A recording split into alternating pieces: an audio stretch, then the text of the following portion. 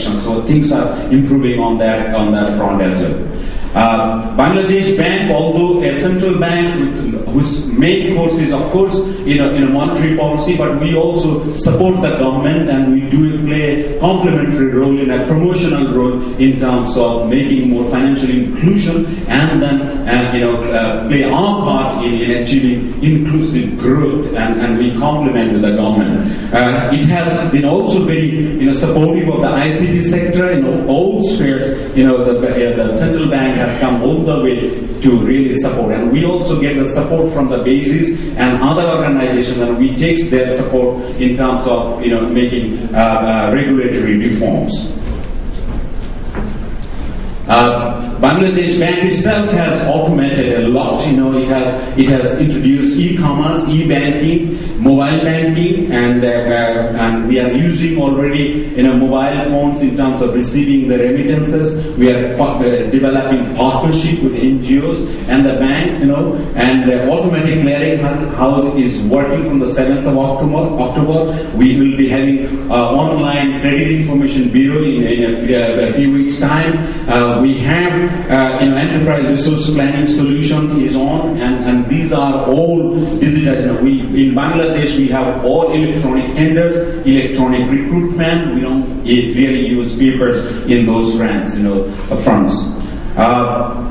And again, we have been a lot of reforms in foreign exchange transactions. ICT recently we gave we took a step so that IT exporters really get the best of the cooperation. Although we need to be careful about our foreign exchange management, but even then we are creating small spaces so that they can have the best of the time in terms of making their business the cost of business lower.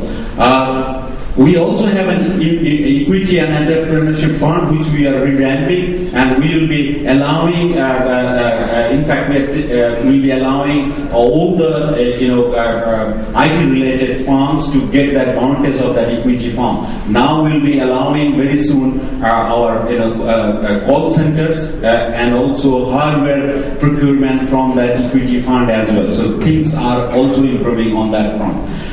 There are a lot of investment opportunities in Bangladesh. Bangladesh is very attractive with policies for foreign investment that are among the most permissive in the region. Virtually all industries in Bangladesh are open with opportunities for investment by NRBs, that is non-resident Bangladeshis, but they can also have joint ventures with other investors both home and abroad. And conventional power generation and renewable energy are high investment priority sectors with government in readiness to buy every watt of the energy produced. So we are doing that kind of reforms. Besides goods, services exports, back office processes, software services, call centers, basic legal documentation services and so forth are promising areas of investment, and investors can think about those areas.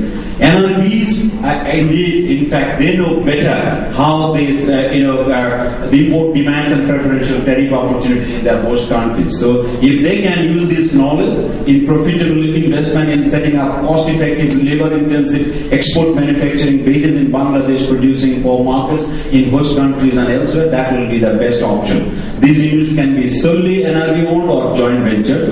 Tourism, hotels, tertiary care hospitals are a few other areas where the investors can come in. The public-private partnership initiative in infrastructure investment announced by the government offer attractive long-term investment opportunities for foreign investors. Stock markets in Bangladesh are open for foreign portfolio investment by non-resident individuals or institutional investors. Fully serviced plots in developed industrial parks are available for foreign investors for export manufacturing with duty-free import. Bangladesh is one of the emerging Asian destinations for sourcing software, information technology enabled services, and business process outsourcing. Dhaka, the capital of Bangladesh, is ranked among the top 4 cities for online work. Bangladesh capabilities in outsourcing provide a low-risk, flexible, and competitive solutions to allow organizations to leverage off the economies of scale. Bangladesh is now connected to Submarine Cable Network. All the major cities are connected through high-speed fiber optic backbone, and we are working on this and investing more on this kind of infrastructure. Bangladesh as a destination, why people should opt for Bangladesh? As I said, labor is very cheap. The labor cost is almost only 30% of the cost in US and Europe. And spillover work and direct orders are already being carried out by a good number of potential local IT leaders. Jobs are already being offshore. Setting up is easy, going to Bangladesh operational readiness, a single point accountability for all IT services through local united effort. Software export, you can see that. The companies, USA companies, are more in numbers, and they are the ones who are already in the market. And I hope this can develop further. I'm just telling you the Indian experience and how the Indians did better. And I think Bangladesh stands even better, as someone has told that, the Bangladesh, particularly the English-speaking workforce, very, very friendly workforce and very competent workforce, probably will be doing even better than India. These are the Indian, areas where they have making IT exports. I'm sure Bangladesh can also look into these areas. So these are the factors which have helped India. I'm sure Bangladesh can do better in most of these factors. Now let me just conclude with the policy recommendation. We still need to have an effective combination of improved infrastructure and market embracing new technology needs to be developed at utmost urgency to facilitate sophisticated telecommunications and information technology systems in Bangladesh. We also need to have prompt initiatives for setting up institutes imparting necessary technical ICT skills combined with proficiency in Bangladesh's globally acknowledged certification. Indeed, Bangladesh is an ethnically homogeneous country with ample supply of skilled and unskilled manpower at wage rates amongst the lowest anywhere in the world. With higher and sustained growth rate, lower birth rate, a more internationally competitive economy, the basket case assumption for Bangladesh has been proved wrong. And Bangladesh is no more a development. It's a success case of development. Goldman Sachs listed Bangladesh as one of the new emerging countries. PricewaterhouseCoopers listed as one of the new emerging economies. The present government in Bangladesh, elected with overwhelming majority, is committed to rapid development and poverty eradication, warmly welcoming and facilitating new investments, internal and external.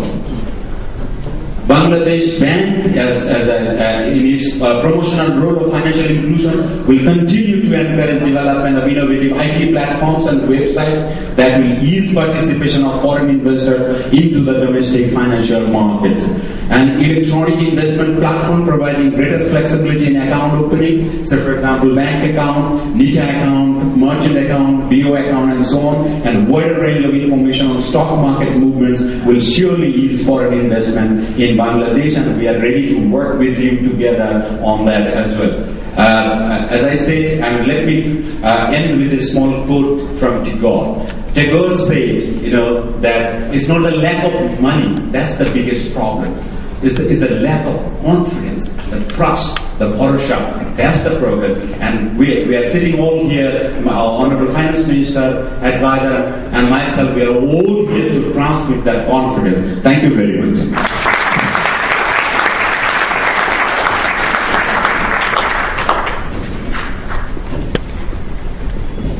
Thank you so much. We are running a little bit behind schedule. We have 3 more speakers, but I think you will all agree that it is more than worthwhile to hear all of them speak and make sure that we get the information we need to succeed.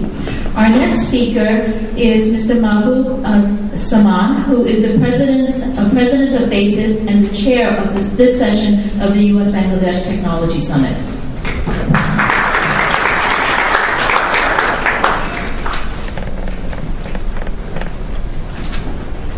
This is a great pleasure that we are having this session here today.